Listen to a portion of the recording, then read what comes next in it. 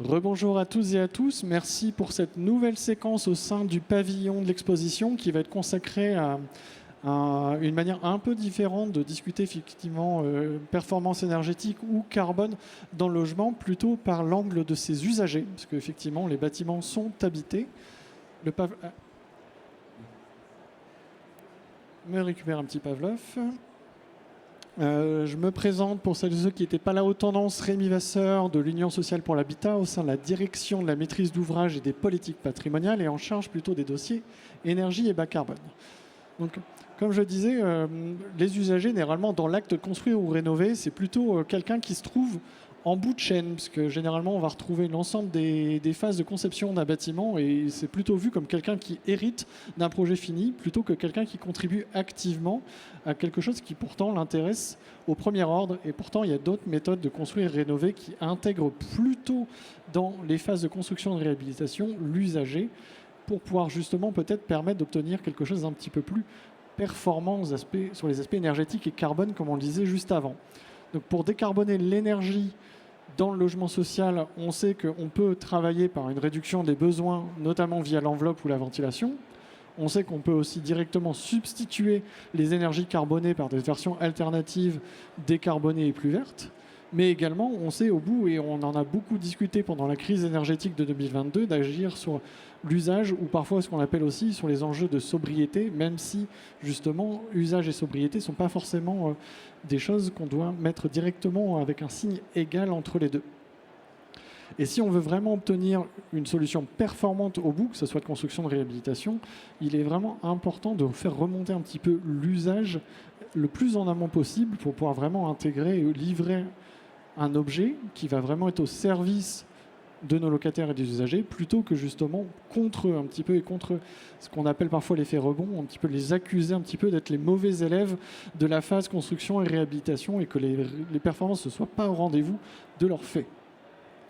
Pour ça, on va avoir un ensemble d'intervenants et d'intervenantes que vous avez déjà sur scène qui vont nous présenter plusieurs aspects de l'équation et sur lesquels après on essaiera de mettre un petit peu des passerelles via des séquences d'échange. À la fin de chaque intervention, on aura une brève capacité à échanger avec la salle sous réserve qu'on maintienne tous et tous le timing. Je compte sur vous. On va démarrer d'abord par justement un premier pied justement dans l'efficacité énergétique via l'eau chaude sanitaire, qui a un enjeu d'usage de plus en plus fort. À mesure que les bâtiments vont être performants, les regards vont de plus en plus quitter le chauffage pour se diriger vers ce poste de consommation. Ensuite, au milieu, on va justement s'intéresser aux usages via l'assistance à maîtrise d'usage, un objet qui mérite encore, qui se cherche encore, mais qui mérite peut-être à avoir un éclairage nouveau dans ce qui nous intéresse, la performance carbone de nos bâtiments. Également, en troisième, essayer de retrouver une sobriété heureuse. On n'est pas dans le monde des Amish, on veut quelque chose d'autre, on cherche quelque chose un peu plus souhaitable. Et également, un bref rappel des ressources de l'Union à disposition. Donc, je propose à Muriel Dupré du projet Stratocumulus de me rejoindre au pupitre pour présenter sa séquence. Vert pour avancer. Bonjour. Donc, je me présente Muriel Dupré. Je fais partie d'un consortium qui était mené par le bureau d'études Enertech et nous avons fait un projet de recherche financé en partie par l'ADEME qui s'appelle Stratocumulus. Stratocumulus pour stratégie de massification de la rénovation performante des cumulus électriques. Donc, pourquoi s'être intéressé au cumulus? Eh bien, tout simplement parce que c'est un équipement qui est souvent bien caché, mais qui est très présent dans les logements français. Quasiment la moitié des logements en France produisent leur eau chaude sanitaire à l'aide de ces cumulus. On en a encore plus d'1 million qui sont vendus chaque année. Et pourquoi un tel engouement encore pour cet équipement qui paraît un peu ancien pourtant? Tout simplement parce qu'il a un faible coût, il est très fiable et il s'intègre très facilement. Donc on le retrouve à peu près partout. L'ADEME a très vite compris, il y a déjà une dizaine d'années, qu'il y avait probablement quelque chose à faire sur cet équipement. Et donc, il a été décidé de faire un projet de mesure, donc des campagnes de mesure directement dans les logements pour cerner un petit peu les enjeux. Et à cette occasion, vous allez le voir par la suite, on s'est aperçu qu'il y avait un véritable enjeu sur cet usage. On ne connaissait pas si bien que ça avant. Et à la suite de ça, donc on a vu qu'il y avait un enjeu, mais qu'il y avait aussi des solutions possibles. Et 2 projets de recherche se sont enchaînés. Un premier projet en 2019-2020 qui visait à tester toute une série de solutions, alors très variables. On allait de l'installation de panneaux photovoltaïques pour alimenter les chauffe-eau, voir si c'était rentable, s'il y avait un intérêt, jusqu'à des solutions beaucoup plus connues comme l'installation de mousseurs. Et l'idée encore, c'était d'être sur le terrain pour voir ce que donnaient vraiment ces solutions. À l'issue de ce projet, il y a un kit de rénovation, une solution optimale qui a été définie. Et un nouveau projet a été mis en place qui s'appelle Stratocumulus, celui que je vais vous présenter, qui vient de s'achever. Et l'idée, c'était de développer et de tester ce kit de rénovation. Donc, pour cerner les enjeux, ce que je vous disais au départ, l'eau chaude sanitaire électrique, c'est 15% de la consommation du secteur résidentiel, donc important. Et pour y voir encore un peu plus clair, c'est 58% du chauffage électrique. Donc on a toujours cette idée, et c'est vrai que le premier poste de consommation dans le résidentiel pour l'électricité, c'est le chauffage, mais le second, ce sont les cumulus. Et si on regarde à l'échelle d'un logement, alors là, c'est 1300 kWh par an par logement, ce qui représente quasiment 30% de la facture des ménages qui en sont équipés. Donc un enjeu fort. Du coup, je vous parlais donc d'une stratégie de rénovation, et cette stratégie, elle est axée sur 4 piliers, qui sont les 4 points d'attaque de cette consommation d'eau chaude. Donc on va agir à la fois sur l'énergie qui est puisée et sur les pertes statiques, parce que l'eau chaude est stockée dans un ballon. Énergie puisée, eh bien, ça va être la durée de puisage. Si on prend l'exemple de la douche, ça va être le temps que dure une douche. Débit de puisage, eh bien, c'est le débit au niveau du pommeau de douche. Et si on veut agir directement sur le chauffe-eau, c'est agir sur son isolation. Certes, les chauffe-eau sont isolés, mais en fait très mal isolés. Et agir aussi sur la température à laquelle je stocke mon eau chaude. Là aussi, on voit qu'on a une marge de manœuvre et moins on va stocker chaud, plus on va économiser d'énergie. Donc si je reprends les composants de ce kit de rénovation donc, qui a été mis en place et industrialisé lors de ce projet de recherche, on commence par cette jaquette isolante. Donc, vous en trouvez dans des magasins de bricolage. Et la première chose qu'on a fait, c'est qu'on a monté un banc d'essai pour tester ces produits. Et ces produits, hélas, ne donnaient pas vraiment satisfaction. Ils permettaient tout au plus de réduire de 15% ces pertes. Donc, ce n'était pas suffisant. Donc, on a travaillé avec des professionnels du secteur, du professionnel du milieu des isolants multiréflecteurs, pour trouver et développer la jaquette qui paraissait le plus adaptée. Et donc, on a travaillé avec les 2 principaux acteurs français, développé 2 produits qu'on a testés sur le terrain. Et à l'issue de ce projet, donc, il y a un produit qui est maintenant commercialisé. Deuxième composant, on a dit régler la température d'eau chaude. Alors ça, on a eu beaucoup d'injonctions il n'y a pas si longtemps, réduisez, des messages de l'ADEME notamment qui passaient, réduisez, passez votre eau chaude à 55, voire 50 degrés. Ok, mais concrètement, on fait comment? Quand on est face à son chauffe-eau, on ne peut pas faire grand-chose. Donc nous, on s'est dit que faire. Et dans le projet était associé un électronicien, une entreprise électronique qui a développé un petit boîtier, très low-tech lui aussi, comme vous le voyez sur la photo, un plus, un moins. Mais avec ce plus et ce moins, vous pouvez régler exactement la température. Donc si vous voulez 52, vous réglez 52.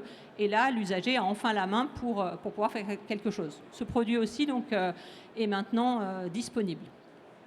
Ensuite, la partie qu'on connaît le mieux, tout le monde va nous dire, on connaît les mousseurs, on en installe tous dans nos logements, c'est une solution qu'on connaît bien. L'originalité du projet, c'est d'avoir fait plusieurs projets de mesure in situ et d'avoir là aussi cherché un optimum confort et jusqu'où on peut réduire en fait les débits et avec quel type de produit surtout, parce que tous les produits ne se valent pas, pour atteindre l'optimum là aussi, tout en gardant le confort. Et dans le kit, on a ajouté aussi un sac économiseur pour mettre dans les chasses d'eau. Tout simplement, l'idée, c'est de toucher avec ce kit de rénovation à la fois l'ensemble des consommations d'eau chaude, l'électricité, mais aussi le volet eau.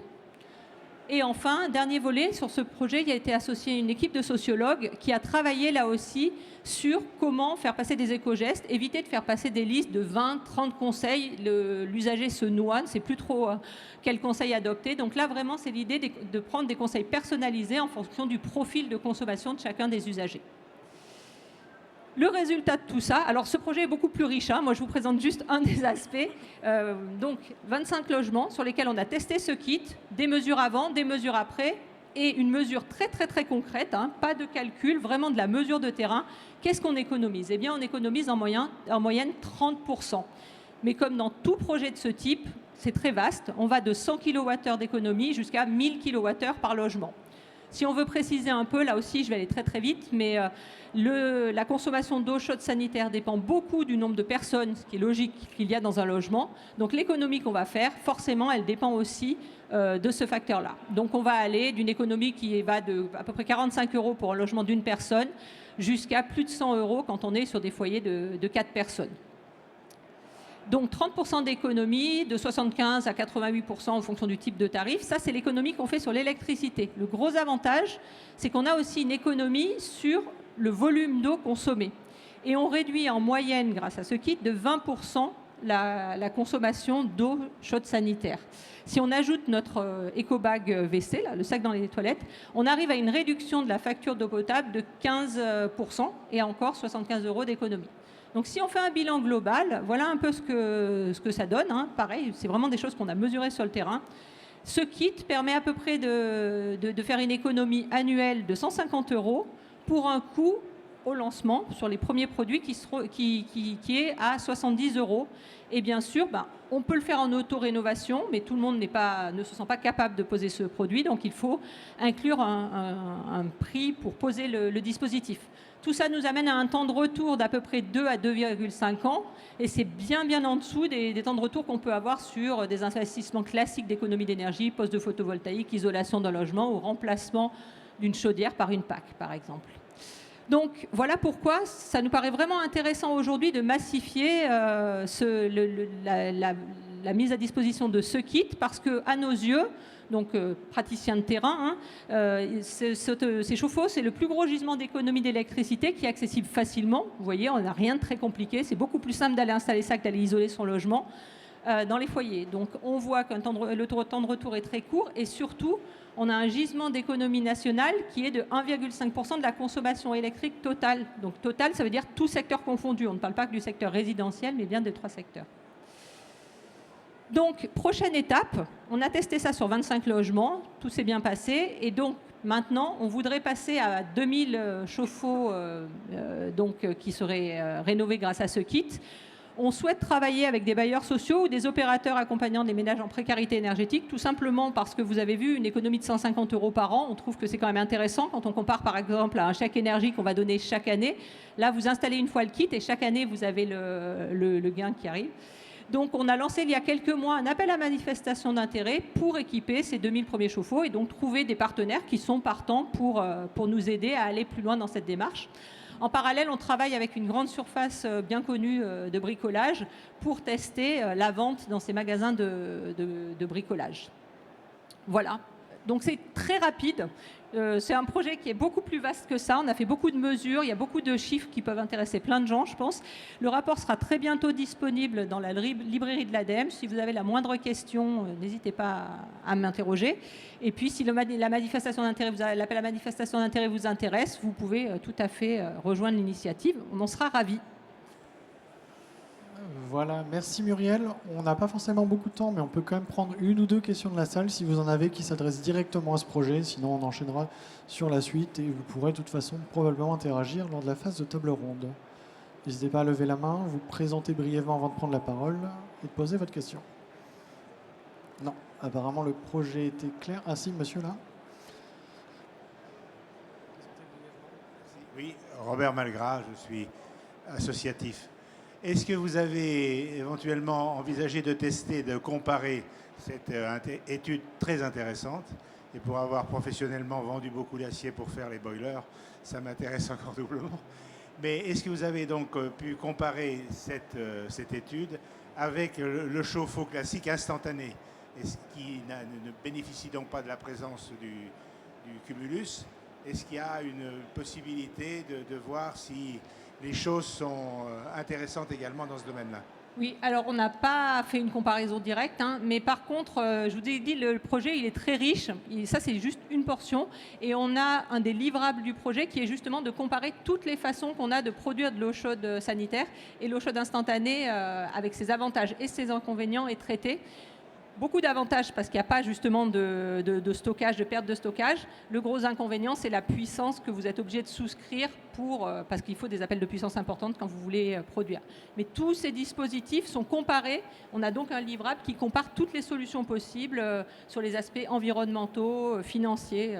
C'est pour ça que le projet vraiment présente beaucoup de solutions intéressantes, de livrables, je pense, qui peuvent intéresser beaucoup de gens. Est-ce qu'on a encore une autre question dans la salle avant de passer à la suite ? J'ai l'impression que non, donc je vous remercie Muriel, je vous invite à vous rasseoir et on va enchaîner avec la présentation du projet Actelos.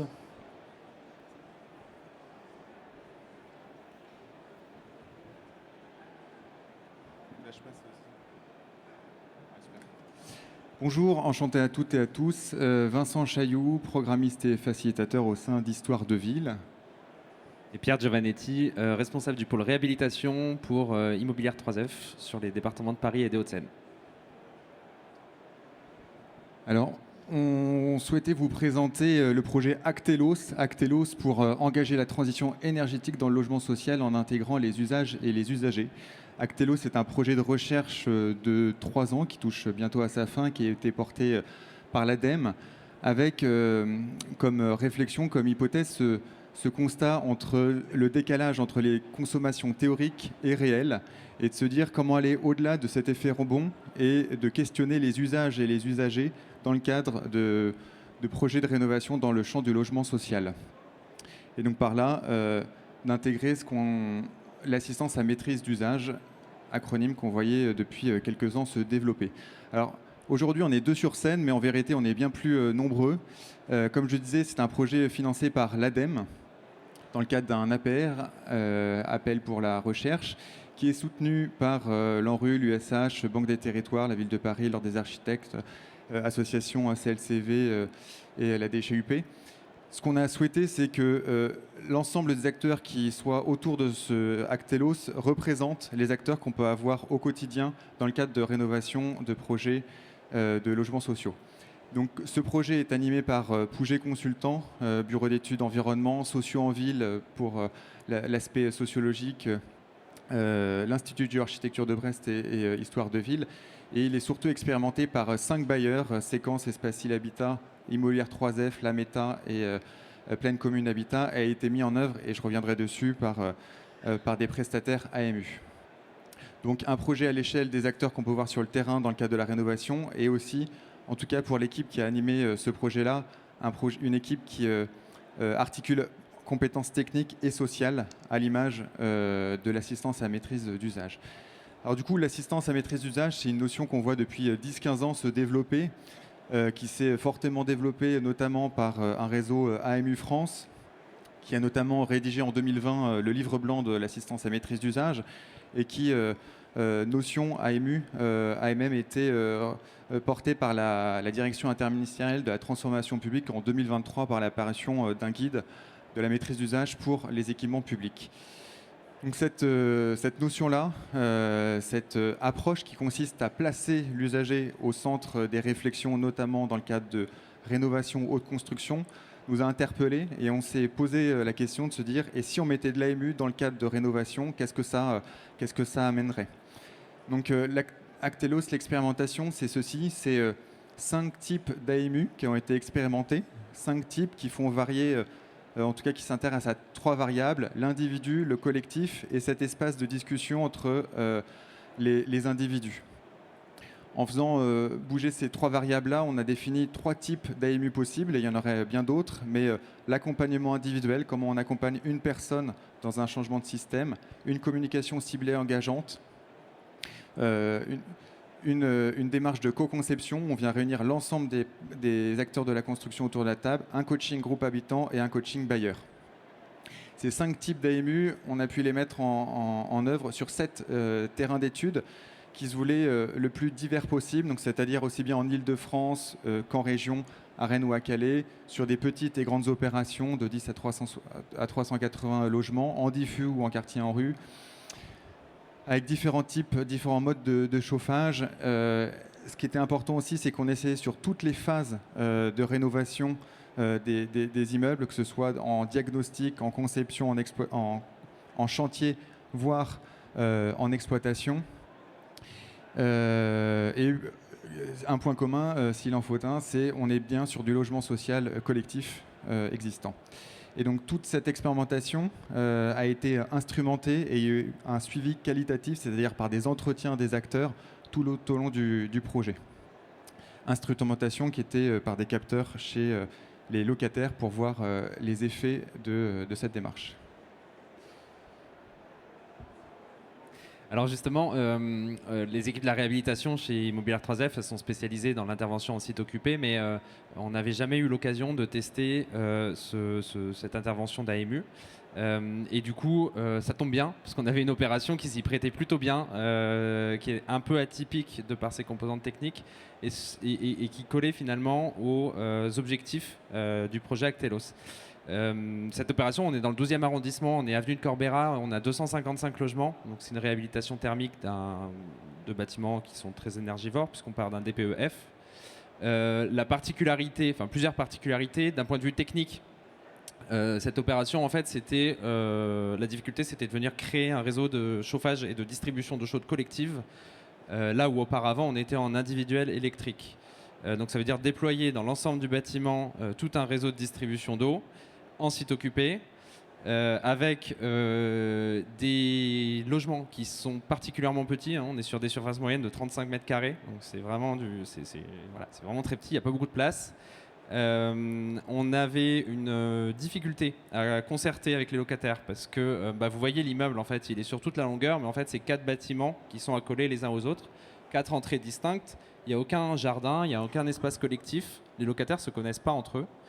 On n'a pas d'amicale sur site, donc il n'y a vraiment pas de sentiment collectif. Chacun rentre dans son hall, va à sa porte et c'est tout. On n'a pas de sentiment d'habitat collectif.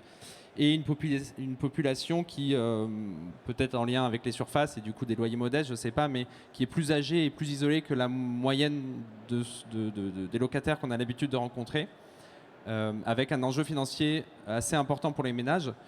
Pour la petite anecdote, quand on a commencé à concerter sur ce projet et à rencontrer les habitants, plusieurs habitants nous ont dit mais en fait moi aujourd'hui je me chauffe pas ou très peu, en fait je vais vraiment le minimum parce que j'ai pas les moyens de payer mes factures d'électricité. Donc il y avait vraiment cet enjeu financier pour faire accepter aussi aux habitants le nouveau système de chauffage collectif. Donc dans le cadre du projet Actelos, on a désigné une AMU. On avait choisi, enfin du coup cette opération avait été ciblée sur le type d'AMU en communication ciblée et engageante. Avec l'idée d'aller créer justement ce sentiment collectif, puisqu'on était en train de déployer un équipement collectif de chauffage et d'eau chaude, aller créer ce sentiment collectif chez les locataires pour non pas s'adresser aux individus, mais s'adresser au groupe. Donc on a désigné après appel d'offres Kaleidoscope. Donc bon, voilà, vous voyez, avec un coût d'intervention, un programme d'intervention à un coût de 40 000 euros, qui n'est pas... un projet comme ça, c'est environ 16 millions d'euros. Donc par rapport à l'ensemble du projet, ce n'est pas un coût qui est très important. La mission de Kaleidoscope, elle a duré un peu plus d'1 an. Ils sont arrivés en phase de chantier et ils ont suivi les locataires, les habitants, jusqu'un peu après la livraison de chantier. Il y a une dizaine d'ateliers thématiques sur site avec les habitants. Donc ça se passait en pied d'immeuble, dans la rue, avec des tréteaux, avec des panneaux pour essayer d'aborder les gens, des petits flyers. Et puis ensuite, il y a eu des ateliers plus spécifiques avec des thématiques sur, par exemple, voilà, comment je règle mon chauffage, à quoi sert une ventilation, comment je peux réduire mes factures d'électricité une fois que je suis passé en collectif. Il y a eu la création d'un groupe WhatsApp des voisins qui a été l'outil en fait, choisi par l'AMU pour justement créer de la communication entre les voisins. Et il y a eu également on a essayé de mettre en relation ce groupe de voisins motivés avec des amicales du quartier ou de Paris qu'on connaît, pour que justement il y ait cet échange entre des amicales qui existent et les voisins qui peut-être seraient intéressés pour en créer une. L'équipe d'Actelos, donc il y avait plutôt un profil social, enfin 3 personnes, quelqu'un qui avait un profil plutôt accompagnement social, une personne avec la compétence de communication, et quelqu'un qui nous aidait vachement à créer des outils graphiques qui nous permettaient d'aller capter l'attention des locataires. Donc, aujourd'hui, comme je le disais, on est sur 3 ans d'expérimentation. On arrive sur la toute fin, puisque le rapport définitif est attendu pour janvier prochain. Simplement, la question de l'évaluation n'a pas été simple, puisque l'assistance à maîtrise d'usage oscille entre enjeux techniques et enjeux sociaux, et évaluer l'impact d'enjeux sociaux n'est pas évident. Malgré tout, on a apporté notre attention sur 3 axes. Le premier, la démarche et le processus du projet. Donc c'est sur tout ce qui est le chemin qui a permis l'assistance à maîtrise d'usage, en quoi elle re-questionne ou non le projet. L'axe 3, c'est la qualité, usage, confort, performance. On est sur des enjeux de résultats, d'impact. Donc là, c'est tout le travail à travers l'instrumentation qui va nous permettre d'évaluer tout ça. Et l'axe 2, c'est la dynamique humaine et sociale. Et là, c'est tout l'accompagnement au changement qui a pu engendrer ou pas l'assistance à maîtrise d'usage, avec toujours un focus sur les habitants, les locataires, mais aussi les professionnels, puisqu'il nous semble important de porter l'attention sur les deux. Alors, dans les premiers enseignements, malgré tout, c'est l'AMU, un acteur qui fait lien entre les enjeux techniques et sociaux. Donc, on est sur l'AMU comme un acteur. Comme le disait Pierre tout à l'heure, donc pour le prestataire qui a été défini sur Cordéba, on a fait passer un appel à prestataires préalablement pour qu'il y ait des prestataires sur chacun des 7 sites retenus. Et ce qui était extrêmement intéressant, c'est qu'on a eu plus de 111 retours, réponses qui nous ont été transmises. Et donc, on a fait l'analyse de cette liste-là. Ce qui nous a permis de définir un peu mieux ce qu'on entendait derrière l'AMU comme acteur. Et donc, vous avez ici les principaux enseignements, c'est-à-dire, et le premier, c'est que en faisant l'analyse, on arrivait à plus de 20 compétences métiers différentes qui étaient portées par ces 110 structures. Et les métiers n'étaient pas toutes issus des enjeux de participation, mais allaient sur le design, la gamification, l'urbanisme, la sociologie, la prospective, bref, extrêmement vaste. Donc ça, c'était un premier point, c'est le côté presque nébuleux des métiers que pouvait recouvrir l'AMU. La deuxième, c'est la formation initiale, ou en tout cas le parcours des professionnels, qui oscillait entre ingénieur, architecture, sciences politiques. Et on le voyait après avec une analyse un peu plus fine, c'est sur des parcours entre des personnes qui venaient de la technique et qui allaient sur des enjeux plus sociaux, ou bien des profils plutôt sociaux qui allaient sur des enjeux techniques. Donc véritablement cette articulation entre ces deux champs. Ensuite, sur la taille des structures, on était plutôt à 60% sur des indépendants ou des structures de 5 personnes ou moins. Donc petite structure, ce qui appelle à montrer l'émergence d'un nouveau marché qui est en train de se structurer. Il existe évidemment des structures qui sont plus importantes, mais en majeure partie, ce qu'on pouvait observer, c'était des structures plus petites. Et puis une implantation géographique autour des métropoles ou des grandes villes. Évidemment, il y a tous les biais de la recherche, puisqu'on avait des sites d'études qui étaient à Rennes, Île-de-France, donc des structures qui ont répondu plus dans ce périmètre-là, mais pas que. Je commence. Alors ça, c'est une vraie question à chaque fois, mais quelle est la différence, au fond, entre l'assistance à maîtrise d'usage et la concertation? Est-ce que c'est pas la même chose? Alors, déjà, dans le projet d'Actelos, on souhaitait aller plus loin que le simple entretien qu'on peut faire lors des diagnostics, ou bien les ateliers éco-gestes qu'on peut faire dans les phases aval, en disant qu'est-ce qu'on pourrait faire de plus. On vous a fait rapidement la distinction, mais il faut savoir que ce qui va définir principalement l'AMU, c'est le fait que les habitants puissent s'approprier le projet. Donc, s'il y a un enjeu d'émergence, mais aussi d'appropriation de la parole habitante. C'est-à-dire que les enjeux délibératifs qui peuvent être ceux de la concertation, des enjeux de participation, font partie de l'AMU, mais ne se limitent pas que à ça. Je vais aller assez vite après, parce que j'ai eu le 4 minutes de Rémi. Donc... Non, enfin, peut-être déjà compléter sur le fait de dire que c'est pas l'un ou l'autre. Il y a quand même, on voit un certain nombre de points qui sont communs aux deux sujets. Le sujet de développer une démocratie de proximité, ça c'était vraiment l'enjeu de l'opération sur lequel on l'a testé, d'apporter du sens, de désiloter les métiers du bailleur. Alors ça c'était un retour d'expérience qui était assez intéressant, qui est vrai pour les deux cas. C'est vrai que l'AMU nous a poussé à travailler là-dessus, mais je pense qu'on n'est pas le seul bailleur où on a des équipes de maîtrise d'ouvrage qui travaillent avec des équipes de gestion, mais ça reste deux métiers différents, des outils différents. Et là, sur ce sujet de chauffage, il y avait des sujets sur les charges locatives. Évidemment, c'était le nerf de la guerre, c'est d'expliquer aux locataires qu'ils allaient payer des nouvelles charges, mais que pour autant, demain, ils paieraient moins cher en chauffage que ce qu'ils avaient avant. Et ça a nécessité, en fait, tout le monde s'est mis autour de la table Et même sur les équipes de 3F qui ont travaillé là-dessus, chacun a redécouvert le métier de l'autre. Donc ça, c'est un vrai avantage concret de l'AMU. Et l'autre avantage, puisqu'en tant que bailleur, on reste gestionnaire après le chantier de l'immeuble, évidemment, c'est que c'est une mission qui va au-delà du temps du projet. Là où la concertation, en général, elle s'arrête une fois le chantier terminé, voire un peu avant si tout se passe bien. Là, on a vraiment cet accompagnement qui perdure sur la question de l'usage et pas que sur la question des travaux. Donc après, un autre enseignement, on avait un axe AMU et performance. C'est important de noter que l'AMU ne se réduit pas aux seules recherches de performance ou gain d'économie d'énergie et plus large. En tout cas, c'était notre focus. Et ce qu'on a vu aussi, c'est qu'au-delà de la performance, c'est un nouvel acteur qui a introduit la notion de robustesse. Au sens, elle vient poser la question de comment on assure le bon maintien de la vie, de la résistance dans le temps, en parlant aussi bien du bâtiment que des locataires. On a vu qu'il y a eu un vrai partage de culture de la technique du bâtiment entre les locataires, où il y a eu une véritable montée en compétences, mais aussi un questionnement, comme tu l'évoquais, Pierre, de la part du bailleur, notamment par un désilotage des services en disant que seul le service patrimoine ne peut pas tout aborder, et donc la nécessité d'intégrer d'autres services. Et aussi, notamment sur cette notion-là, au-delà de la performance, on voyait bien qu'on abordait le sujet par les économies d'énergie et qu'en avançant petit à petit, les sujets étaient bien plus vastes et touchaient aussi bien les espaces communs, la relation aux bailleurs, les espaces communs et ainsi de suite. Donc ça a permis tout ça. Et puis pour finir sur les premiers enseignements, c'est le juste moment de l'AMU. C'est aussi une question qui revient souvent, mais quel serait le bon moment pour qu'il y ait de l'AMU ? Au fond, il n'y a pas de juste moment. On voit bien qu'en fonction de chacune des phases, les enjeux sont différents, les compétences métiers sont différentes, les acteurs sont différents, y compris les acteurs qui peuvent faire de l'AMU sont différents. Et c'est l'idée de la flèche qui est juste en bas, c'est-à-dire que les enjeux sont différents, notamment quand on parle d'économie d'énergie.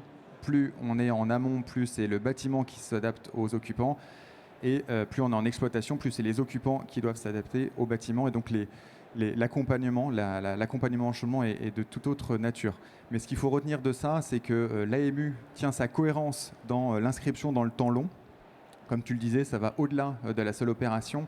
Et donc, au même titre que la relation client, comme on entend parler, l'AMU amène à une relation usagée, notamment pour les services patrimoniaux des bailleurs, extrêmement intéressante, quoi. Donc voilà pour finir. Et donc on vous donne rendez-vous en début 2026 pour le rapport final et les enseignements finaux. Voilà.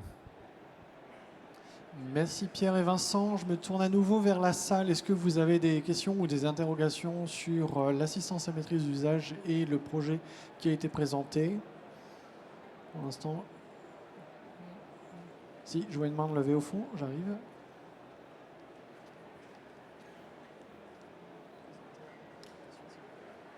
Bonjour, Jeanne Varaldi, je travaille chez Réciprocité, qui est aussi une entreprise qui pratique l'AMU.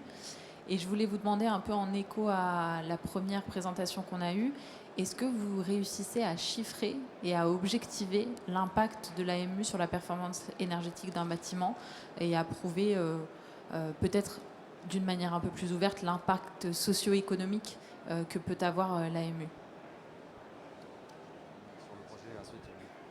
Je vais répondre sur ce projet-là. Alors, pour vous répondre très rapidement, non. Sur le côté charge, pas encore. On attend notamment les retours des capteurs qui ont été installés et ce retour chiffré sur l'aspect purement énergétique. En revanche, sur l'aspect des bénéfices socio-économiques, je ne sais pas comment on les appelle, oui, clairement, là, je pense que sur cette opération, on n'aurait jamais pu faire accepter ce nouveau système par les locataires sans cet accompagnement poussé qu'il y a eu là. Et du coup, on imagine, même si encore une fois on attend les résultats, que ça va avoir un impact sur non seulement le confort, mais aussi l'aspect financier des charges des locataires.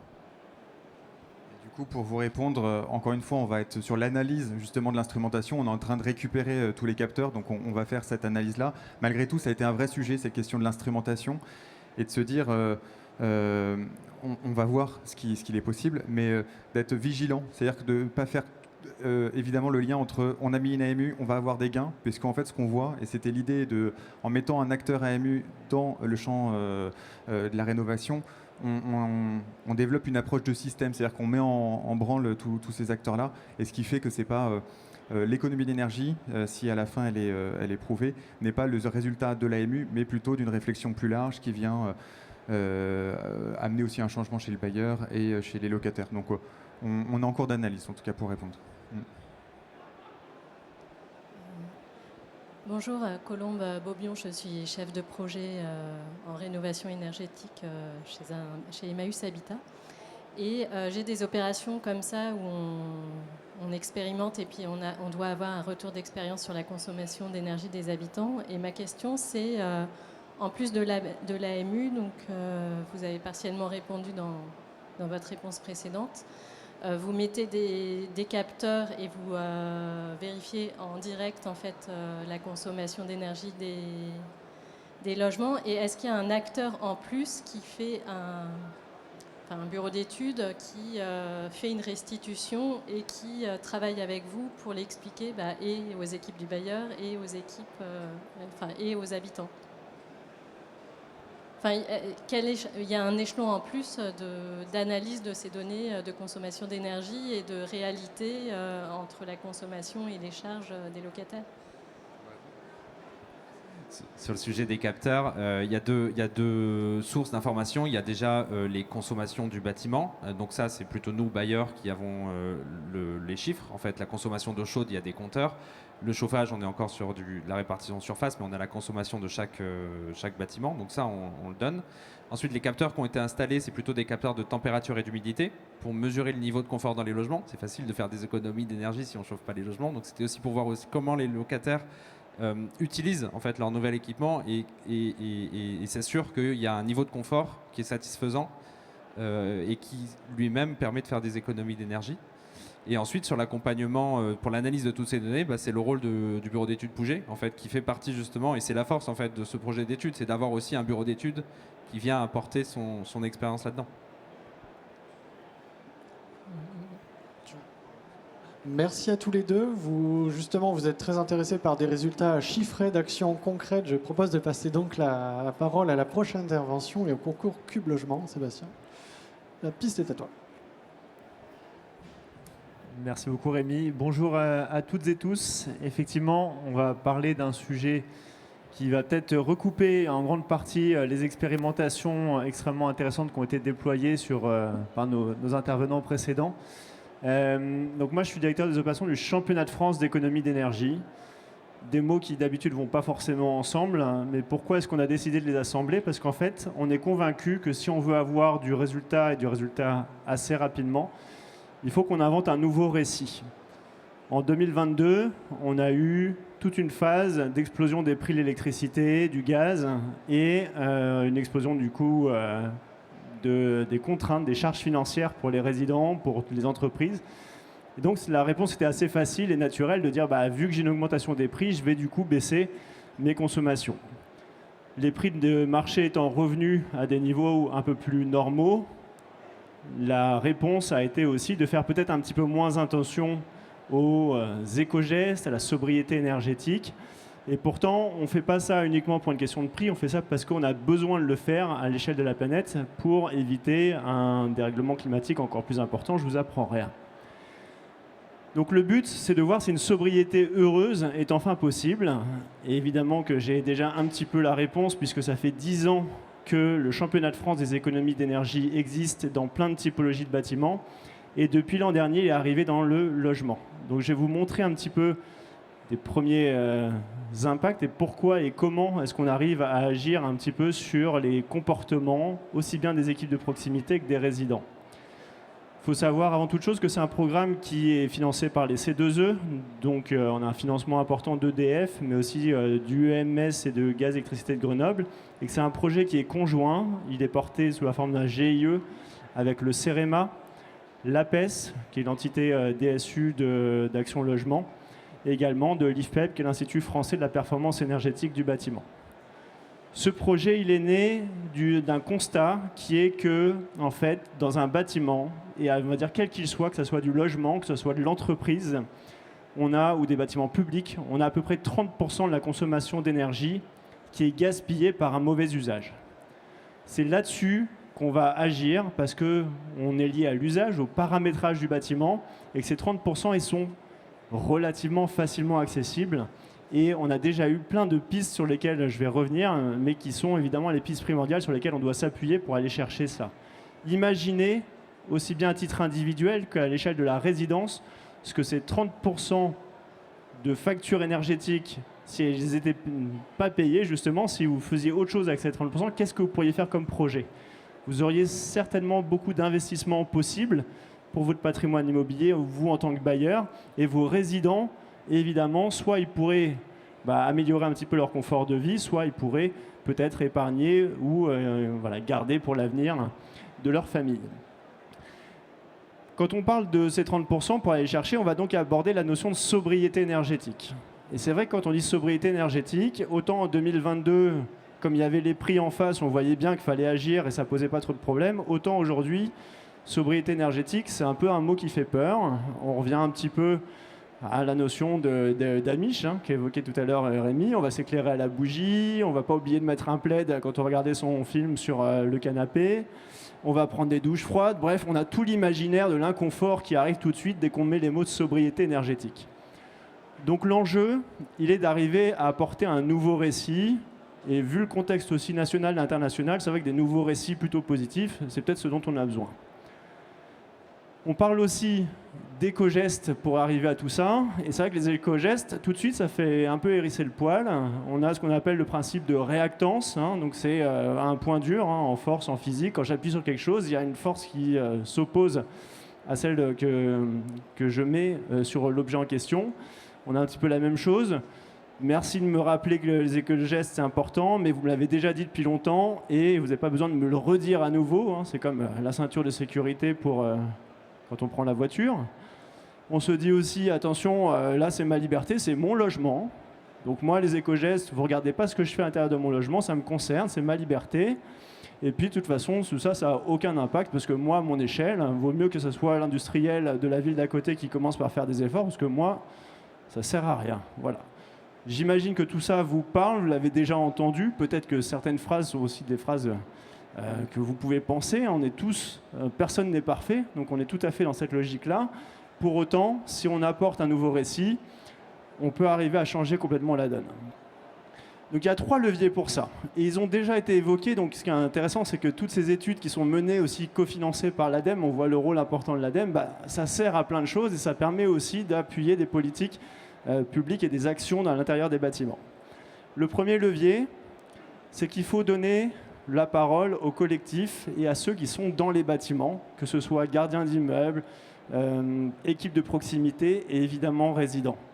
Si vous imposez, vous, en tant que bailleur, des décisions qui viennent d'en haut en se disant « j'ai un parc de centaines d'immeubles ou de milliers d'immeubles partout en France et je vais imposer les mêmes règles partout », vous allez forcément avoir beaucoup de refus ou ça va être difficile de faire accepter les mesures que vous avez imaginées, même si elles sont très bonnes. Si vous donnez la parole au terrain, si vous expliquez aux gens, voilà, c'est votre immeuble, vous le connaissez mieux que quiconque, donc essayez de voir qu'est-ce qui pourrait être fait pour faire des économies d'énergie. Là, tout de suite, il y a une intelligence collective qui se met en route. Et puis, on se dit, peut-être qu'on pourrait faire ça. Ok, je serais peut-être prêt à faire un effort dans mon logement si les autres aussi autour le font. Et puis, hop, petit à petit, on commence à avoir des petites victoires qui amènent un peu de résultats. Le deuxième élément, c'est de mesurer. Vous avez posé plusieurs fois la question de quel est l'impact de ces actions. Il y a des choses qui sont mesurables de manière très directe et des choses qui le sont de manière un peu plus indirecte. Savoir si j'ai réussi à baisser l'éco-anxiété de ma résidence, c'est un peu plus difficile, ça demande une enquête un petit peu pour cela. Par contre, l'impact sur les consommations, il y a une technique pour y arriver, c'est d'être sur les compteurs.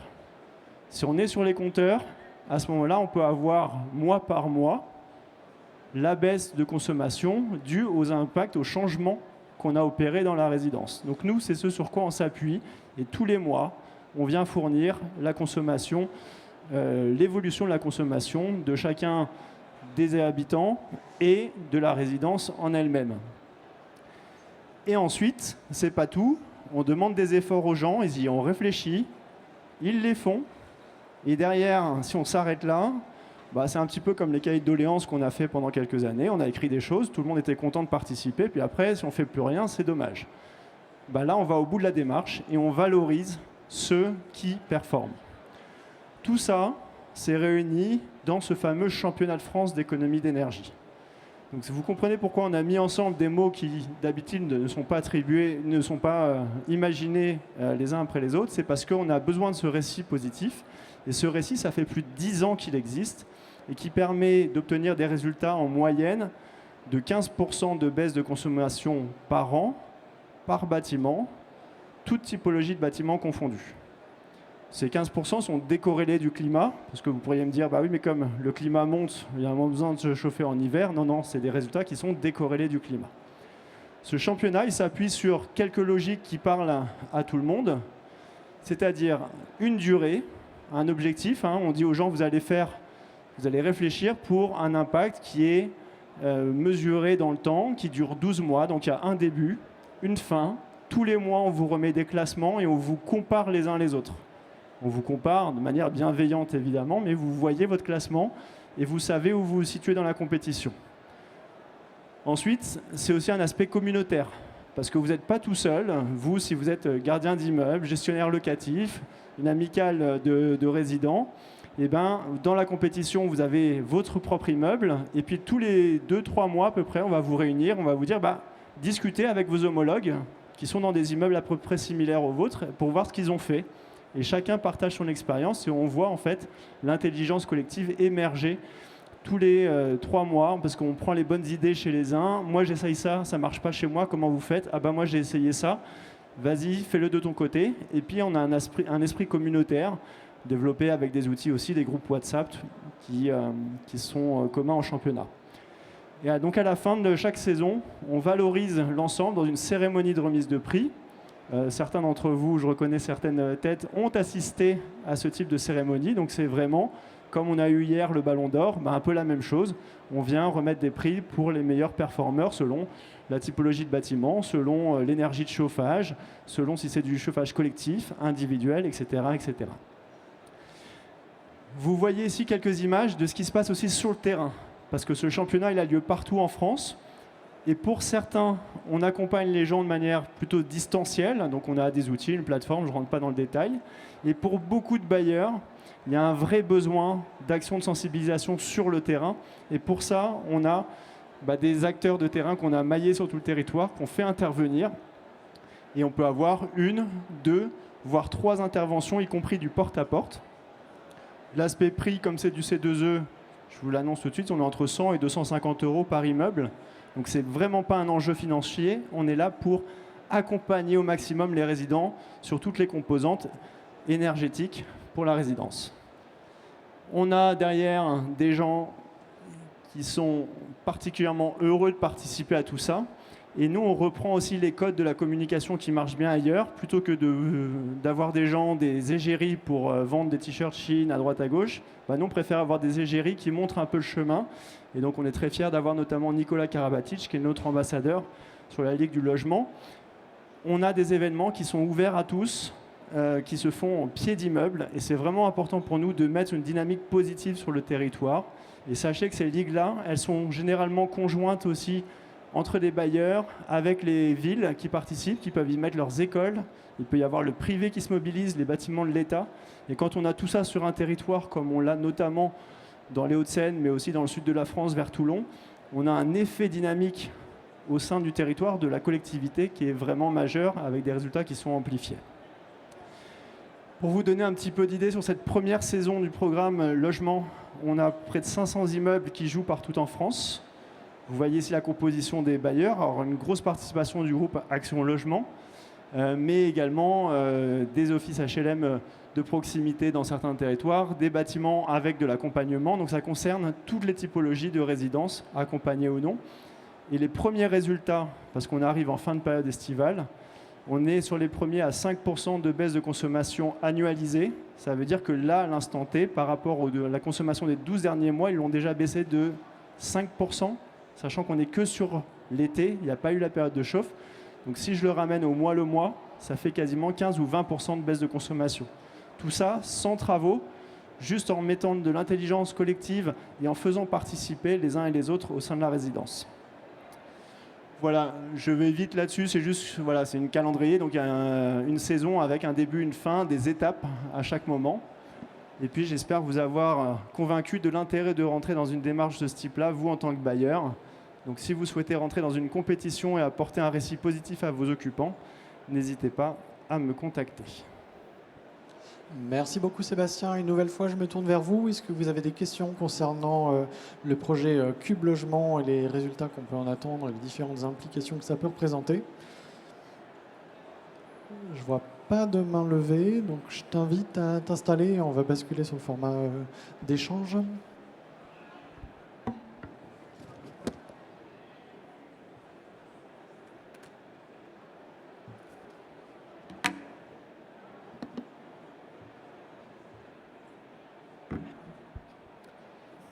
Merci encore à tous nos intervenants et intervenantes. On a vu que effectivement, si le sujet n'est pas simple, en tout cas, il y a beaucoup de prismes avec lesquels on peut les aborder. Et on voit que ces éléments se répondent et peuvent se faire écho.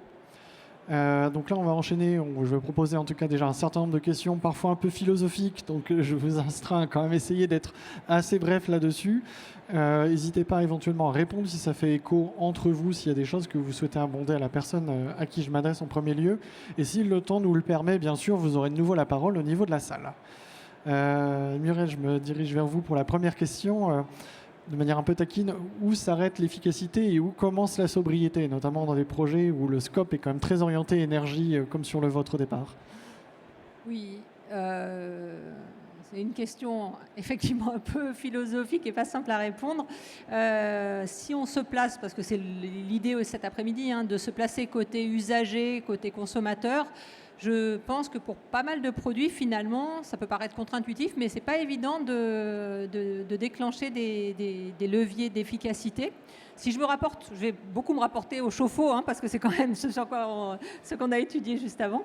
C'est pas facile pour quelqu'un de choisir, par exemple, un chauffe-eau performant, parce que finalement, ils sont tous les mêmes. En tout cas, ceux que je vous ai décrits, là, ceux qui équipent la moitié des logements français, ils sont tous isolés à peu près pareil. Pas très bien. Ils n'ont pas d'indication de température qui vont vous permettre de le régler. Bon, voilà. Donc, c'est pas évident. On va tout de suite aller plutôt donc vers de la sobriété, mais la sobriété, pour moi, elle recouvre plein d'aspects. Et on a un premier niveau, et on l'a vu dans nos interventions d'ailleurs, je dirais facile, qui est en fait lutter contre l'ébriété énergétique. Et finalement, qui n'aura pas beaucoup d'impact sur l'expérience que va vivre l'habitant, l'usager. Donc, c'est tout ce qui va concerner le réglage, notamment. Mais encore faut-il, c'est simple, quand on le dit, régler, et puis vous allez faire des économies et ça ne va rien changer. OK, mais encore faut-il savoir quoi régler. Et ça, c'est ce que je trouve pas du tout évident et qui ne passe pas toujours très bien dans les messages. On nous dit, oui, faites des éco-gestes, il y a plein de choses à faire. Mais quand on a fait cette étude sur les chauffe-eau, notamment, on s'aperçoit que ce n'est pas aussi simple que ça de savoir quoi faire. Donc la première chose à faire, c'est d'informer les gens où se situent les gisements et très concrètement, que peut-on faire? Donc si on reprend l'exemple de notre chauffe-eau, eh bien, c'est régler la température dans notre ballon. Ça ne va rien changer. Vous, de l'autre côté, vous allez toujours prendre une douche qui fera la même température. Simplement, l'eau sera chauffée moins chaude dans le ballon, mais vous ne saviez même pas forcément qu'elle était très très chaude dans votre ballon. Donc, OK, on va pouvoir le faire. Mais deuxième chose, donc il faut être informé qu'on peut faire ça. Mais une fois qu'on est informé, on fait comment concrètement? On se retrouve devant notre chauffe-eau et maintenant, OK, je veux régler ma température, qu'est-ce que je peux faire? Et c'est justement ce que notre projet, par exemple, essayait d'amener. On a besoin d'aider et de fournir tout ce qu'il faut à l'usager pour pouvoir faire ses éco-gestes. Il ne suffit pas de dire, quelquefois, il faut fournir les équipements. Donc typiquement, c'est notre petit thermostat électronique qu'on est venu rajouter et qui permet bêtement, avec un plus et un moins, de reprendre la main sur son équipement. Ce petit dispositif, on lui a rajouté une fonction qui peut aussi paraître très basique, c'est quand je pars de chez moi plus de 3 ou 4 jours, pas besoin de conserver de l'eau à une température de 60 degrés, 55 degrés. Je ne serai pas là pour la consommer, cette eau. Donc, mieux vaut arrêter mon chauffe-eau et le relancer quand je reviens. Donc, on a ajouté une petite fonction, on appuie sur les deux boutons en même temps et on coupe l'eau chaude. Vous allez me dire, on pourrait le faire très simplement aussi en allant dans son tableau électrique et en disjonctant le chauffe-eau. Mais ça, ce n'est pas évident pour tout le monde. Vous n'allez pas dire à tout le monde, allez dans votre tableau électrique. Donc, informer et fournir les leviers d'action. J'imagine que ça fait un peu écho de chaque côté, hein, que ce soit côté ACATMT ou du côté Actelos, sur un petit peu de où on part en fait, comment émergent les idées d'action, à quel point il faut suggérer, est-ce que c'est très spontané, est-ce que c'est vraiment ce désemparement face à se dire j'ai des idées mais concrètement comment j'y vais, où est le vrai point de départ de ce chemin en fait collectif vers la sobriété? J'ai parlé du point de vue d'Actelos et notamment de la place des AMU. Ce qui est intéressant, c'est qu'on voyait qu'à travers ces AMU, à travers ces nouveaux acteurs qui arrivaient dans les opérations, ça mettait la place des usagers au centre, enfin des usages et des usagers plus exactement. Et au fond, ces acteurs-là, ils amenaient à questionner la question. En se posant la question, enfin deux questions fondamentales, c'est pourquoi on rénove et pour qui on rénove. Et en posant ces questions-là, ça amène une toute autre perspective sur les usagers, et notamment sur la question de l'efficacité. Il pourrait y avoir un risque à voir les usagers comme des agents au service de la performance, de l'efficacité, un peu à les chosifier, à la mettre comme des agents de paramètres. Et je pense que, et c'est important ça à travers cette nouvel acteur qui émerge, simplement de les signifier, de leur donner une place, de les écouter et de prendre en compte leurs paroles, puisque ça amène un changement de regard complet sur la manière dont on va concevoir les rénovations et de se dire qu'ils ne sont plus un simple paramètre qu'on va avoir à la toute fin et donc chercher cette sobriété, cette performance, mais plutôt les avoir comme un paramètre initial, se dire on va commencer la rénovation par ça. Et c'est la même chose avec les usages. Il pourrait y avoir un risque aussi à techniciser l'usage. Et on le voit bien hein, dans toutes les présentations qui ont été faites. Derrière chaque usage, il y a bien des enjeux sociaux qui sont afférents à chaque usager. Et l'expérience ce que tu pouvais partager tout à l'heure sur cette personne qui se chauffait pas ou peu, nous rappelle que derrière ça, il y a cet usage du chauffage, mais des enjeux sociaux et notamment économiques, et qu'il faut les prendre en compte, quoi. Ouais, je vais peut-être rajouter aussi une dimension. Globalement, on s'aperçoit, moi j'ai fait pas mal d'actions de terrain, tout le monde est pour les économies d'énergie, tout le monde est pour baisser sa consommation, tout le monde est pour, si on peut faire quelque chose qui ne nous coûte pas grand-chose, en termes d'action pour faire baisser aussi les émissions de CO2. Voilà, je ne connais pas grand monde qui m'a dit j'ai pas envie de le faire ou j'ai envie de dépenser plus de CO2. Donc en fait la logique elle est là, mais c'est pour ça que nous on fait le parallèle avec le sport. On n'a pas besoin d'un coach de sport pour aller faire du sport, on n'a pas besoin d'une salle de sport pour aller faire du sport, on pourrait très bien le faire de nous-mêmes, aller courir, mais pourtant on ne le fait pas, parce que des fois on a besoin d'avoir un sentiment d'appartenance, on n'est peut-être pas tout seul à vouloir le faire, on a peut-être besoin de quelqu'un pour nous aiguiller et nous dire commence peut-être par ce petit geste et puis tu vas voir l'impact que ça a. Donc ça peut être ça aussi, ça peut être éteignez votre chauffe-eau quand vous n'êtes pas là, ça n'a aucun impact sur votre confort et déjà vous allez voir que vous allez baisser votre consommation rien qu'avec ça. Et on croit beaucoup à cette force des petites actions guidées, que ce soit par un coach, que ce soit entre voisins, pour qu'à la fin des fins, les gens se disent oui, en fait ça ne m'a pas coûté grand-chose et je peux peut-être aller un petit peu plus loin. Et j'ai changé avec un bailleur tout à l'heure. Ce dont on s'aperçoit, c'est que même derrière ces éco-gestes au début, rapidement s'enclenche une phase de travaux. Parce que quand les gens ont commencé à baisser leur consommation énergétique par des gestes, des changements de comportement, à un moment donné, ils se disent mais je peux peut-être aller plus loin, je peux peut-être faire des petits travaux qui ne vont pas me coûter grand-chose et qui vont avoir un retour sur investissement de quelques mois, de 1 an. Et là, on rentre dans une dynamique hyper positive. Justement, là, on évoquait les locataires, le renoncement à chauffer, peut-être qui peut être constaté. On a déjà eu quand même plusieurs briques qui ont été proposées autour de ça, mais justement, et via un petit peu ce que vous avez fait via le projet Actelos, comment on parle finalement sobriété à ces locataires et un peu pour quel accueil? On a évoqué qu'il pouvait y avoir de la réactance, qu'il pouvait y avoir une vision presque un peu paternaliste du sujet. Comment, en tant que bailleur social, on aborde le discours autour de la sobriété, et notamment en ce moment? C'est intéressant parce que du coup, pour moi, ce qui est important, c'est de commencer par un état des lieux. On se rend compte dans les échanges qu'il n'y a pas un locataire, il y a des locataires, que chacun a déjà un niveau de connaissance et voire même un mode de vie qui est plus ou moins sobre. Sur des résidences, donc là par exemple je citais cet exemple de cette personne qui se chauffe peu parce qu'elle n'a pas les moyens, c'est un peu subi comme sobriété. Il y a d'autres résidences sur lesquelles quand on abordait le sujet de confort d'été, il y a des locataires qui nous disaient mais moi l'été il fait chaud chez moi, je vais dormir dans le parc, ça me va très bien. Je ne suis pas sûr que ce soit un bon exemple réplicable, mais en tout cas il y a une certaine maturité, donc c'est déjà un terreau assez favorable sur lequel nous on vient apporter des choses.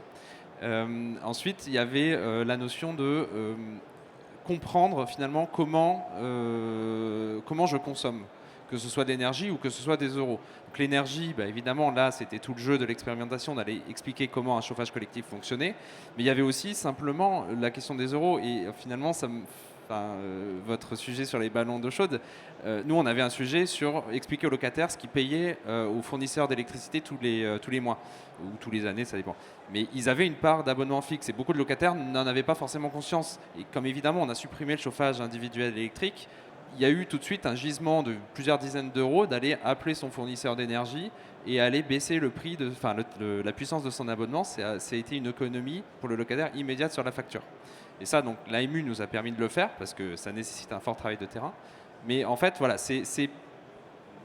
la sobriété, c'est pas forcément un mauvais mot, c'est pas forcément les actions coup de poing qui font peur. En fait, c'est très concret et c'est juste comprendre comment ça marche et expliquer les méthodes pour améliorer la chose.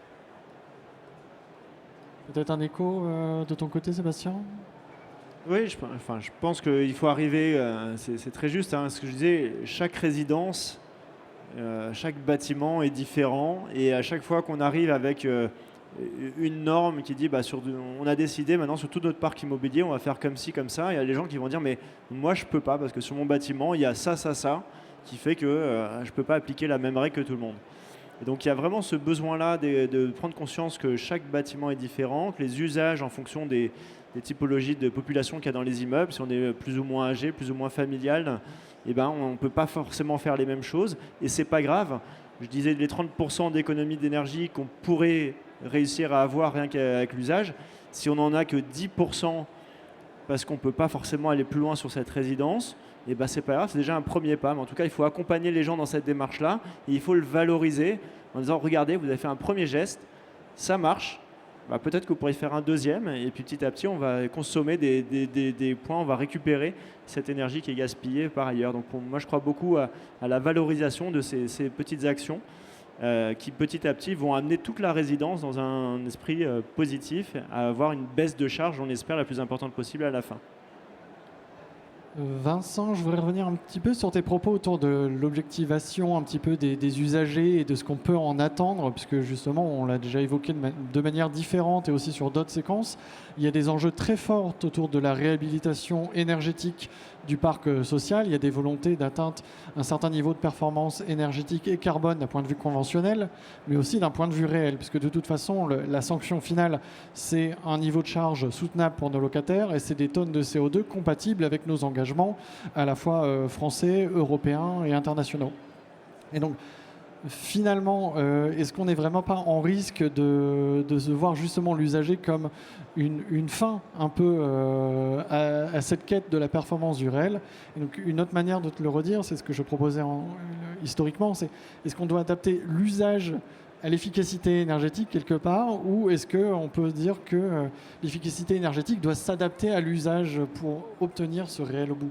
C'est un peu comment attaquer l'enjeu du réel et de l'usage. Oui, alors ça c'est vraiment la question, on a 2 heures. Non, mais ce qui est intéressant, c'est peut-être de revenir sur la dernière diapo qu'on a pu présenter avec toute la chaîne. C'est-à-dire, en fait, à quel moment on parle. Plus on va être en amont, plus on va parler de mètres carrés et donc de béton, de surface qu'on va couler, de matériaux qu'on va engager et donc d'un impact carbone vraiment extrêmement important. Et plus on va être en aval, plus on va parler de kilowattheures et donc de consommation, quoi. Et donc ce qui est intéressant, c'est vraiment d'avoir cette vue large et de pas, c'est vraiment un apport d'Actelos, de ne pas chercher à faire du one-shot, se dire on a fait une concertation, on a fait une implication avec les locataires et c'est bon, on a coché la case, mais plutôt d'avoir quelque chose qui s'inscrit dans la durée, qui amène un cheminement de la part des occupants, mais aussi du bailleur. Et ce qui est important aussi à retenir, c'est qu'il y a la sobriété, il y a la performance, mais là aussi, cette notion de robustesse qui est beaucoup plus large et qui va amener aussi un confort de vie au quotidien pour les locataires, confort de vie dans le cadre bâti, mais aussi en termes économiques, reste à charge. L'expérience que tu évoquais sur le travail sur les factures avec le fournisseur d'électricité a été vraiment extrêmement important, puisque ça a amené 10 à 15% d'économie tout de suite financière pour les locataires. Donc c'est vrai qu'il y a la sobriété, mais encore une fois, c'est vrai qu'on est dans un cadre très particulier, c'est qu'on vient chercher des économies d'énergie auprès de locataires du logement social, dont on sait par ailleurs que c'est des locataires qui, la sobriété est choisie pour une grande partie d'eux. Donc on était vigilant à ça par ailleurs, quoi. Donc sobriété et en même temps chercher au-delà qualité au quotidien, mais aussi robustesse du bâtiment et de la résidence, quoi. Juste pour revenir un tout petit peu en arrière sur le sujet effectivement strato-cumulus et les différentes étapes, on l'a vu, donc il y a plusieurs, c'est tout un axe de réflexion qui se prolonge dans la durée. On a vu qu'il y avait plusieurs éléments qui pouvaient aller un petit peu à l'encontre de la performance énergétique finale.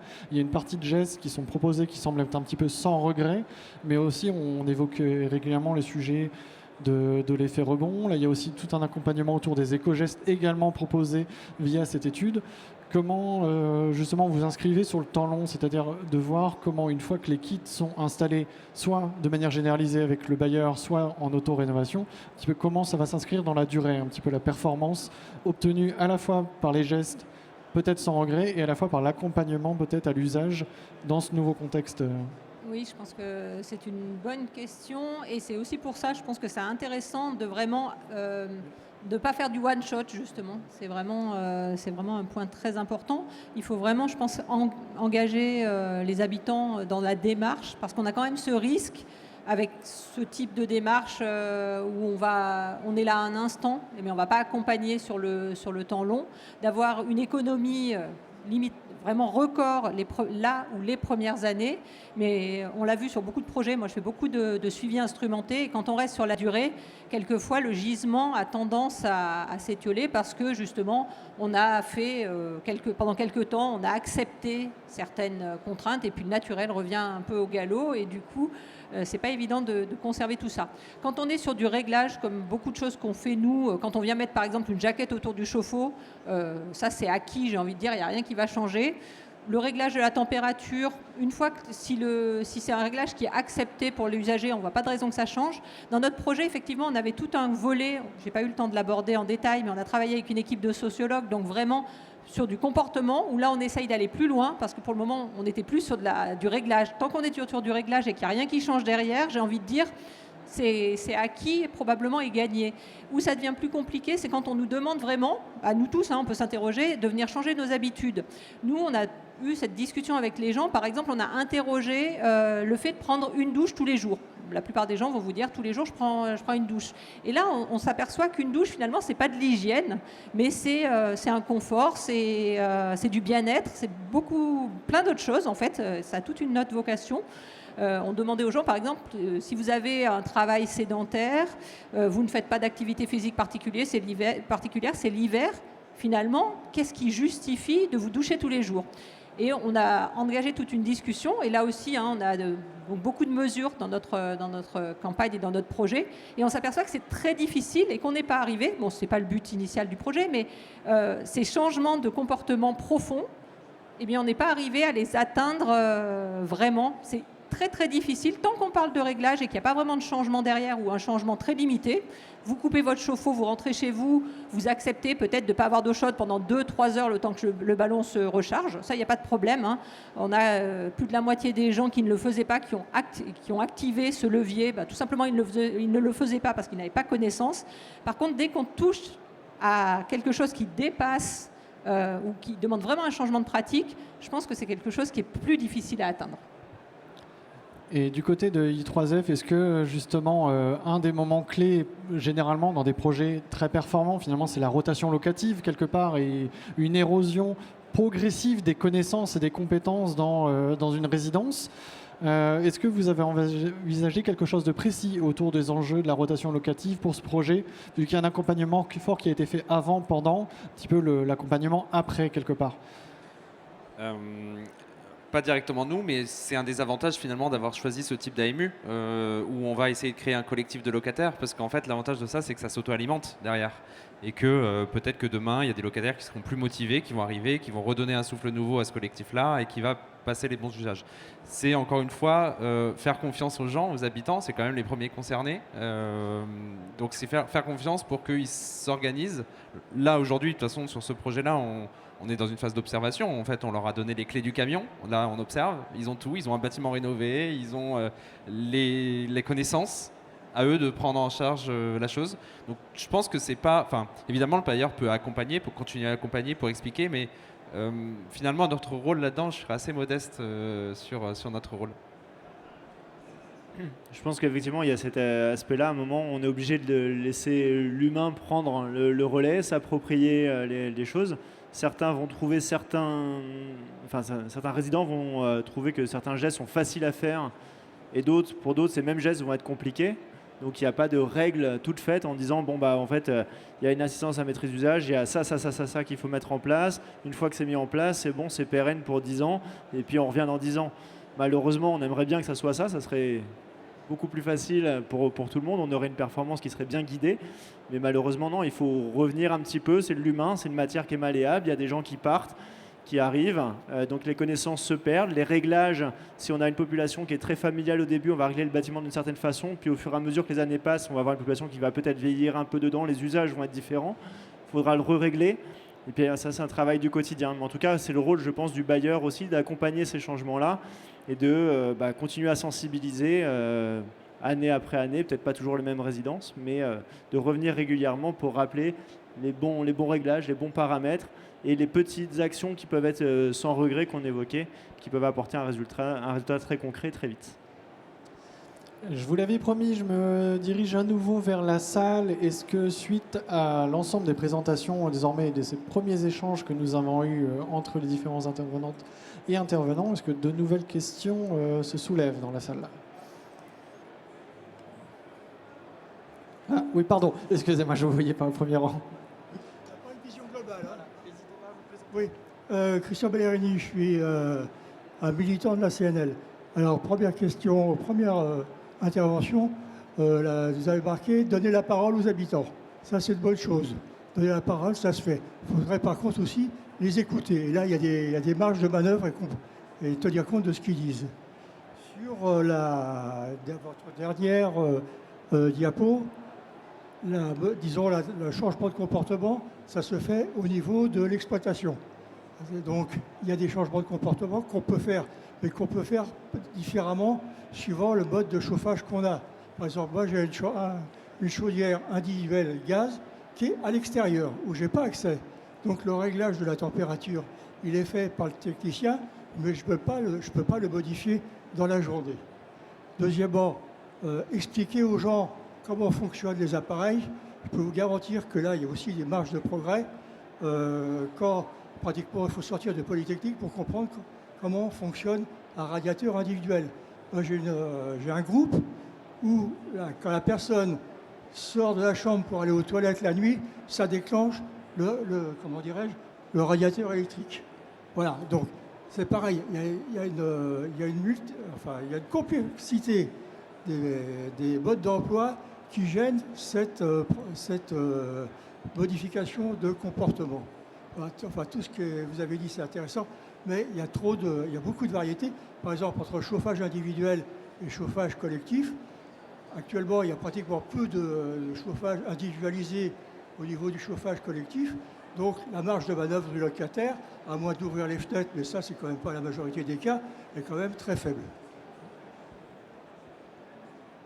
On peut peut-être en tirer deux sous-questions, de se dire peut-être au moins du côté de Sébastien, je pense que tu as des illustrations, de dire que oui, même en immeuble collectif, il y a plein de bonnes idées à aller chercher pour aller faire des économies d'énergie. Ouais, déjà, monsieur indique que la technologie toute seule ne peut pas répondre à nos enjeux derrière, parce qu'effectivement, elle peut être très bien pensée au début, mais les usages vont faire que finalement, dans ce bâtiment-là, ça ne s'applique pas de la même façon. Il faut repenser le réglage. Et voilà, et après c'est ce que j'évoquais, chaque bâtiment est différent et c'est important que ce soit une action qui soit impulsée à minima par les équipes de proximité du bailleur pour que ça marche. Si c'est quelque chose qui arrive comme un cheveu sur la soupe parce que ça a été décidé à l'échelle nationale, malheureusement il y aura plein d'aberrations comme ça qui feront que les gens ne seront pas contents et ils s'arrêteront directement dès la première étape de la démarche. Et puis peut-être un tout petit écho, je pense que Muriel, ça vous évoque des choses. C'est la complexité technologique justement qui dessert presque l'efficacité et énergétique et d'usage au bout. Je pense que c'est ce que vous avez cherché à combattre avec vos solutions, vraiment d'aller vers quelque chose comme vous évoquiez. Est-ce qu'on n'évoquera pas en 2 mots là, une approche un peu low-tech peut-être Oui. de l'énergie et de la sobriété? Exactement, exactement. C'est vraiment, en tout cas nous, ce qu'on a cherché justement sur ce kit et de rénovation, et c'était le fruit d'échanges sur plusieurs projets avec des habitants. On s'aperçoit que si on donne un dispositif trop complexe, certes, il va y avoir beaucoup de possibilités de réglage qui pourront s'adapter à peut-être plus de gens, mais peu de gens s'en empareront. Donc c'était vraiment l'idée, nous, de faire un petit bouton plus et moins et de juste donner la main sur des fonctions simples, à savoir je veux une certaine température et je veux pouvoir arrêter le système. Et c'est à peu près les seules fonctionnalités, mais finalement, on pense qu'il y a beaucoup plus de gens qui utiliseront un système simple et accessible plutôt que d'avoir quelque chose de très complexe et qui fait un peu peur, qui ferait peur à n'importe qui d'ailleurs. Oui, simplement pour réagir par rapport à votre question et le fait donner la parole c'est bien, écouter c'est mieux, vous avez complètement raison. Et c'est vrai que depuis tout à l'heure, on donne beaucoup, et c'est peut-être le lieu qui veut ça, mais on fait un focus sur le bailleur. On parle bien de l'ensemble des acteurs de la construction, de la rénovation, que ce soit les maîtres d'œuvre, les entreprises. On n'a pas eu le temps de tout développer, mais ces temps de discussion, de dialogue sont extrêmement importants, notamment là par exemple sur des enjeux de conception, comme vous le dites, d'avoir ce temps d'échange, de dialogue avec le maître d'œuvre pour adapter au mieux les équipements techniques ou d'autres sujets. Vous avez complètement raison.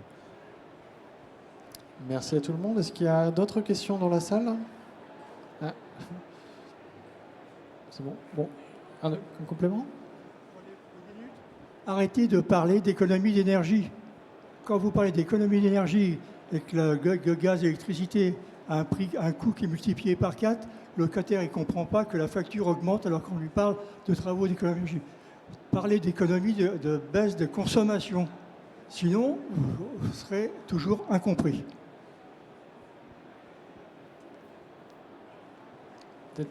Tu veux réagir, Pierre, peut-être au sujet effectivement du décalage et du rattrapage malheureusement entre l'inflation énergétique et la réhabilitation énergétique parfois? Vous avez raison, c'est effectivement souvent quelque chose, peut-être un mauvais réflexe dans tous les dialogues qu'on a. Donc on en a bien conscience, on y fait attention. On dit aussi souvent que par rapport à une situation, si on n'avait pas fait de travaux, finalement on compare cette hypothèse à l'objectif qu'on cherche à atteindre. C'est aussi mettre en valeur tout le changement de l'équipement qui permet de faire des économies de charge, d'énergie, mais aussi bien de charge. Donc ça, on en a bien conscience. Et voilà, rien de plus. Écoutez, je vais toutes et tous vous remercier. Est-ce que vous voulez avoir un petit mot de la fin, chacun, chacune? Pierre? Non? Petit mot? Non, à suivre. Moi, j'ai hâte d'avoir le retour d'expérience complet de l'ensemble du projet Actelos, de voir si ça peut... c'est un outil, en fait, c'est une nouvelle carte qu'on pourrait déployer sur les opérations quand on en a réellement besoin. Je pense que j'ai la même chose. Alors, je suis très heureux, mais en fait, je pense qu'on est très heureux, équipe d'Actelos, de pouvoir être présent ici aujourd'hui au salon de l'USH, puisque c'est avant tout une recherche qui vous est destinée en tant qu'acteur du logement social.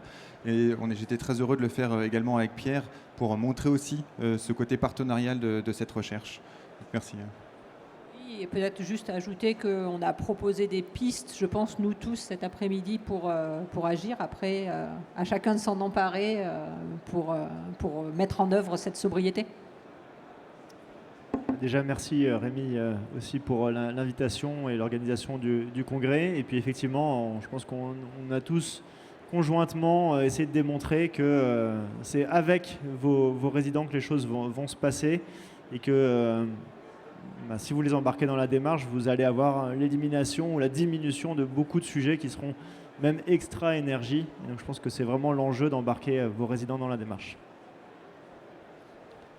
Un tout petit peu d'auto-promo au niveau de l'Union, puisque on a le droit aussi parfois de faire un petit peu sa pub. On tient à rappeler un ensemble de productions disponibles, parce qu'on a beaucoup parlé effectivement usage, sobriété, mais l'efficacité énergétique effectivement est aussi une porte d'entrée et doit être un petit peu conjugué avec tout ce qu'on a évoqué tout à l'heure. Et donc j'attire votre attention sur 2 publications que vous pouvez retrouver à l'espace, comment ils ont appelé ça, mais l'espace centre de ressources au niveau du forum pour les adhérents.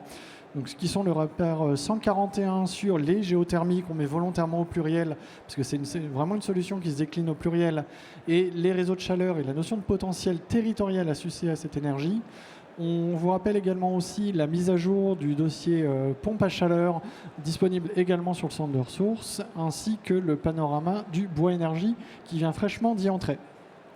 Plus historiquement, et on n'a pas eu l'occasion d'en parler, mais une bonne manière aussi parfois de discuter et qui mérite d'être accompagné au niveau des usages, c'est l'évolution de ce qu'est même la consommation d'énergie via l'autoconsommation collective dans les bâtiments, qui est une autre manière d'aborder les usages et qui malheureusement va parfois aussi à l'encontre des injonctions de sobriété qu'on peut attendre de manière naturelle. On vous dit par exemple de manière générale consommer sur vos heures creuses, mais quelle est la définition de vos heures creuses quand vous avez des solutions par exemple de photovoltaïque sur votre bâtiment, où là ça bouleverse un petit peu, vous pouvez avoir des messages dissonants dans votre paysage entre différents acteurs. Et donc vous allez retrouver ça suivant les 3 publications du cahier repère 44 et 122, autoconsommation individuelle, autoconsommation collective, et du cahier repère 157 sur la valorisation des énergies dans le parc social, où justement des pistes autour des relations locatives sont également avancées. Ah, j'ai perdu le Pavlov. Également, je tiens à rappeler l'existence d'un espace de collaboration qui permet de vous justement d'être au courant de l'ensemble des publications de l'Union sociale pour l'habitat sur ces thématiques, qui est l'école de la maîtrise sociale bas carbone, ainsi que les différents événements, dont les cafés des cas, dont parfois des collaborations un peu spécifiques, comme justement sur Stratocumulus, comme sur le championnat de France des économies d'énergie, et également dans certains cas des formations qui sont poussées comme celle sur l'autoconsommation collective. Je remercie une dernière fois l'ensemble de nos intervenants et de nos intervenantes. Je vous remercie à vous, le public qui est allé et venu au cours de cette présentation, et vous souhaite un excellent congrès HLM 2025.